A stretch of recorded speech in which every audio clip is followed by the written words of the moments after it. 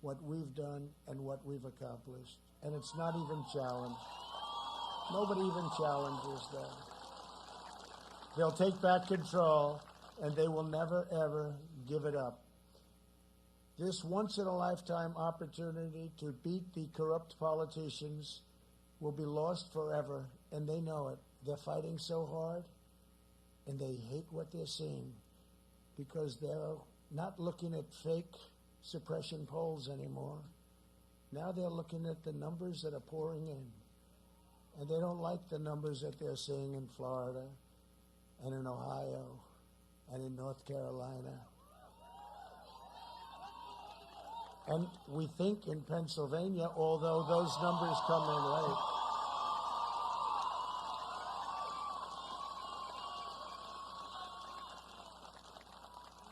We think in Pennsylvania, they don't like it. They don't like it. They don't like what they see. And I just want to tell you that we have really, things have worked out so well for our country.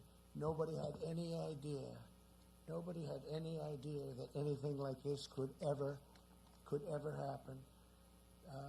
If you look at what's going on with, over the last 4 years, we've been building the biggest, strongest, and most secure middle class in human history. We built the most powerful military anywhere in the world. And over the next 4 years, we will make it even stronger like nobody thought even possible.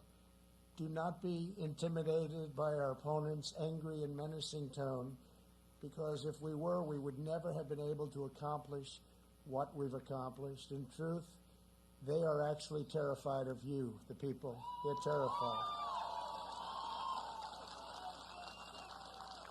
They're terrified that you will discover that you have the power to end their corrupt rule once and for all. We have to do it. When you see what's going on, we have to do it. We don't have a choice. Somebody said, "Do you enjoy this?" I said, "It's not a question of enjoyment. Believe it or not, I do.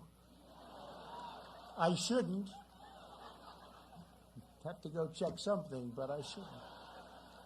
But, today we're doing 3 rallies. Tomorrow we're doing 5, and the smallest crowd will be 25,000 people. Then on Monday we're doing 5 or 6, and I can't tell you what's going to happen. I think we'll just go home and rest. But they don't get to decide this election. This is your choice. You have to be very careful. You have to be very, very careful, especially in this state, more than any other state. They say you have to be very, very careful. What happens in Philadelphia, we have to be everybody has to watch, vigilant. Your decision, your future is at stake. As your president, I don't answer to the special interests of no interest in me.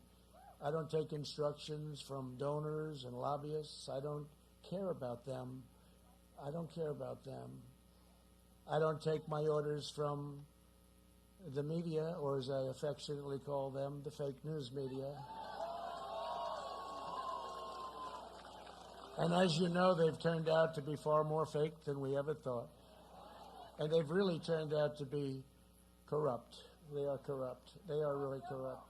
The word fake is not strong enough, especially after what we've seen, where stories, major stories, the biggest story anywhere in the world is absolutely not covered. It's hard to have scandal when you have no coverage. And they work in conjunction with big tech, and they protect each other, and they protect the Democrats, because with the Democrats, you don't have somebody up talking like I do about them. So they can do whatever they want, and this will only lead to very bad things. I do what is right for America. I do what's right for America. It's made me a lot of enemies in Washington, but I wear their opposition as a badge of honor. Winston Churchill once said that it was a nation that had the lion heart. I had the luck to give it the roar. I gave it the roar, and there is a roar, and people hear it all over. They've heard it They heard it 4 years ago, loud and clear. Probably the biggest thing to happen. They talk Brexit. They talk many, numerous things, but this is always number one. What happened? 2016. And I will say, 2016 was an incredible, earth-shaking event.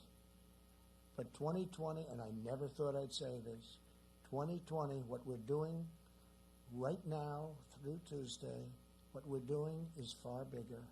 It's far bigger. I never thought I'd say it.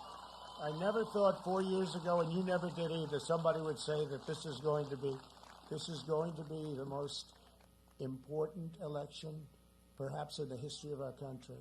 It's really amazing.